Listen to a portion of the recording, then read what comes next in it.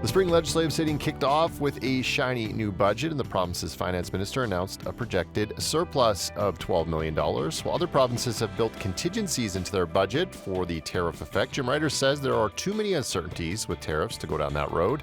Here to break it down is our political panel. Murray Madrick writes a political column in the Regina Leader-Post, and we are also joined by Jeremy Symes, who covers the legislature for the Canadian Press. Good morning, Jeremy. Good morning. Good morning, Murray. Hey, good morning.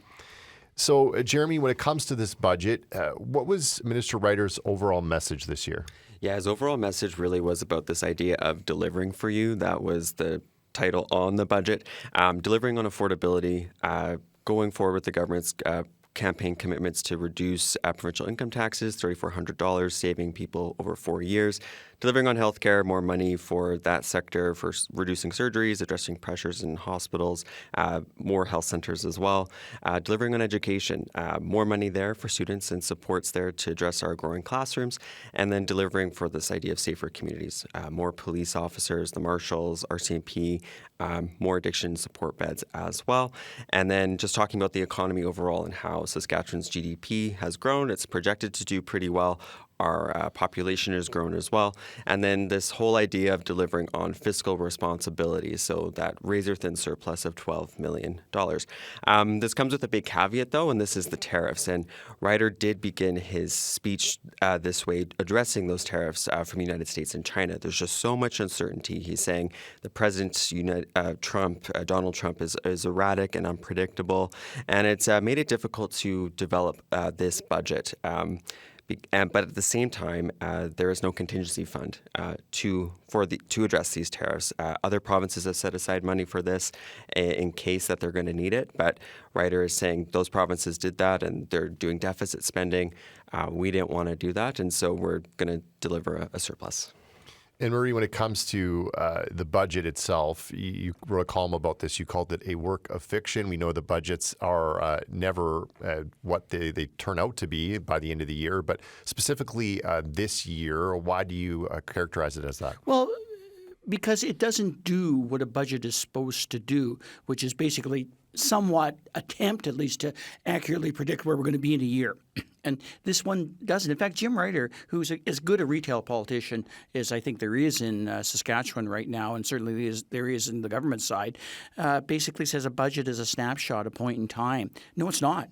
It's about what it's supposed to look like a year from now, and you're supposed to abide by the cost. You cannot abide by the costs, as Jeremy just explains, if those costs are going to include tariffs. You got to build that in. And that's what everybody was talking about in the Rotunda. And this is what the government missed. So the work of fiction part is the fact they didn't even attempt to basically budget. They just offered this fairy tale of the world as if we don't have tariffs. And I think that is in essence the problem. Everybody in Saskatchewan, everybody in the Rotunda, and you were down there doing the interview, so you saw this themselves, raised the issue independently of reporters asking about, well, what about the tariffs? How are they going to affect things? This budget was put to bed on February 18th with the deliberate purpose of not dealing with the tariff issue as every other province seems to be dealing with in their budgets right now. So this was a deliberate choice by the Sask Party government. Is a commitment to last October's election promises. I guess it's a pretty good budget because they delivered on everything that they were supposed to do. And I think the government is a little peeved that they're not getting credit for that. But budgets are about not just the reality of the day, as Jim Ryder says, but what it's going to look like a year from now. Otherwise, don't have them. Just go into special warrants and spend like you did last year.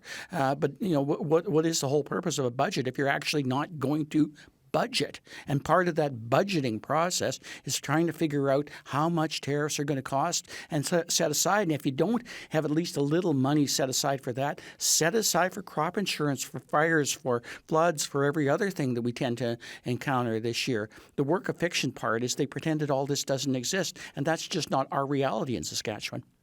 And when it comes to this question about setting aside money for a contingency fund, I asked Minister Ryder about that when he was on the show yesterday, and he said, you know, other provinces are doing that and they're having to borrow that money, and that's going to cost them, and you're going to have to pay for that. And we decided we didn't want to do that. What do you make of that argument? The government's scared to borrow money. Like they increased public debt by $3.5 billion. Financial charges, which are the interest on your credit card equivalent in government terms from past deficits not paid, posted past $1 billion this year. That's the fourth biggest item expense line in government right now. This government has no problem borrowing. This government has no problem doing this stuff. And if you're not going to spend it on tariffs, there will be other things to spend money on because you will spend money on health care. As a budget, by the way, even if there are no tariffs, it's going to really be hard to maintain that $12 billion balance because there's just too many commitments that are expensive. We're still dealing with the healthcare commitments. They're really not explaining how you backfill 2 years of back wages for teachers and meet classroom complexity issues that are going to be ruled upon by the arbitrator. A whole bunch of 1,000 things that could cause this budget to go wrong, all of which will require borrowing. So the nonsense that we're somehow scared to borrow all of a sudden when basically they keep telling us that borrowing's no problem and we have this great debt to GDP ratio, second best in the nation, is fanciful. Like, I mean, it's contradictory to everything that they're saying. So I'm obviously not buying the nonsense. Jeremy, when it comes to those stakeholders, as Murray talked about in the Rotunda on a Wednesday, and you were doing interviews, I was down there as well. And Murray, what did you take away from the folks in, let's say, healthcare and education who were there and their reactions to the budget? Yeah, just on healthcare, Linda Rehnquist, she's the vice president with CUPE here in Regina. You know, she was just saying, yeah, it's great to see some more of this money go around for healthcare, but there should be more of a focus on staffing and retaining the workers that we already have in the province. You look at the budget, and the government is spending quite a bit on facilities, healthcare facilities. You know, we have the new urgent care center in Regina. They want to do more across the province, more spending on the PA hospital. And Ms. Rehnquist was just saying, like, you know, it's great to have facilities, but you do need the people to staff them. And if you look at the urgent care center in Regina, it's still not operating at the level the government had initially promised. And so that was just her point. Like, we do need staff if we want all these facilities working as they should. Now, on schools, President Sean Davison with the Saskatchewan School Boards Association, he says that, you know, it does help with issues in the classroom. There are those supports.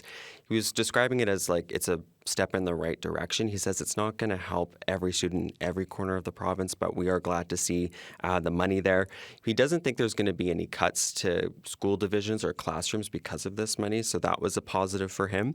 And then Samantha Beacott with the Saskatchewan Teachers Federation, also encouraged by the budget. The per-student funding gap has shrunk, so that's positive. But again, it's still not where she says it should be.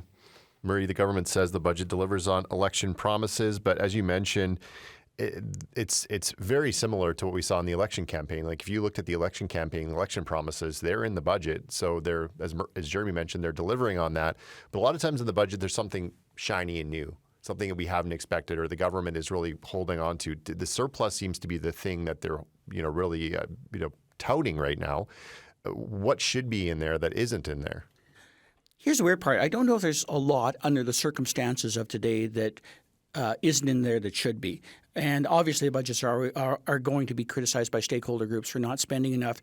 But the credit I would give to this budget is the government basically saying that in essence we're dealing with a time where we're not really going to be able to apologize. I just got something in my throat. We're not going to be able to deal with the cost of everything with the tariffs. So it's hard to criticize the government for not having enough of the spending options available. I don't think I'd sit back and say, gee, there's a lot of stuff that I really wanted in this budget that I didn't see at this particular point.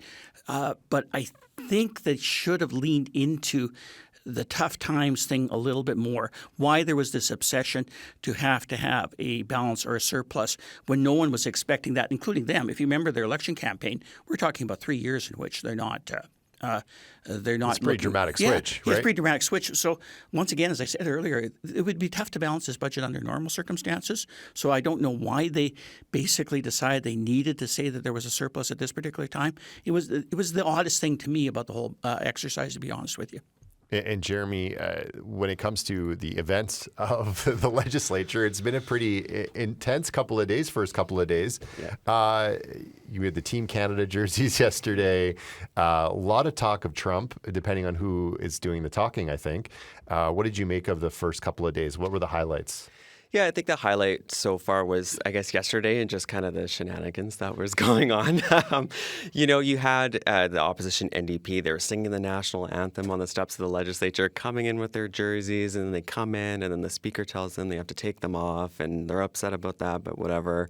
And then they come forward with this motion saying the legislature needs to condemn Trump, and the Saskatchewan Party is not being Canadian enough is really what they're kind of arguing here.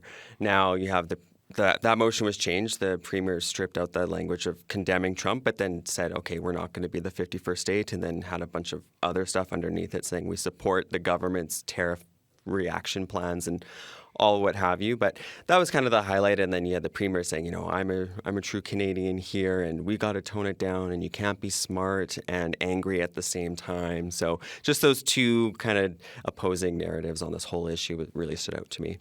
And Murray, what did you make of yesterday's activities? Well, you just see, I was already quite choked up over it. So, but politics, all politics eventually is local. I don't doubt for a moment that Carla Beck is incredibly patriotic and everything else, but I don't think Carla Beck goes around wearing her Team Canada jersey every day. And to wear it to the legislature for one particular day to make a political point is wearing it one day to make a particular political point. Not that I think that the speaker ruling was anything other than silly and at the behest of the government. I am fascinated that Scott Moe can't say condemn Donald Trump or say the word it's like Baltimore.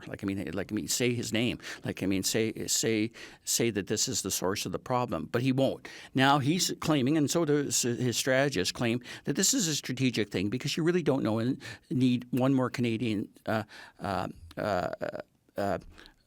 being angry at Donald Trump. As Jeremy outlined, the Chrétien quote, "We can't be angry and smart at the same time." So it could be that Scott Moe is sticking to a strategy, which you would somewhat admire.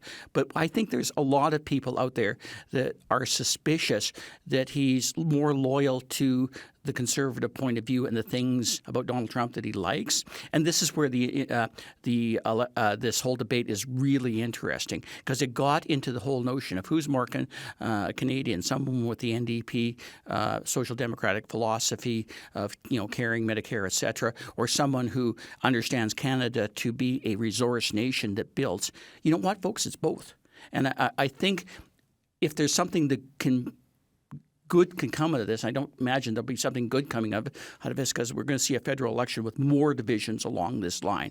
But I think if there is something that is good that can come out of this, it is this notion that Canada is both. It's both the country that created Medicare. It's both the country that produces tons of oil and natural resources and is blessed in that particular way. And somehow we can walk and chew gum at the same time. We can do both. And I'm kind of wondering and hopeful that maybe something positive will come out of that. If we could eliminate all the politicians arguing about it, it could happen. But I think that in essence is the problem. Murray, thanks for this. You're very welcome. And thanks, Jeremy. Thank you.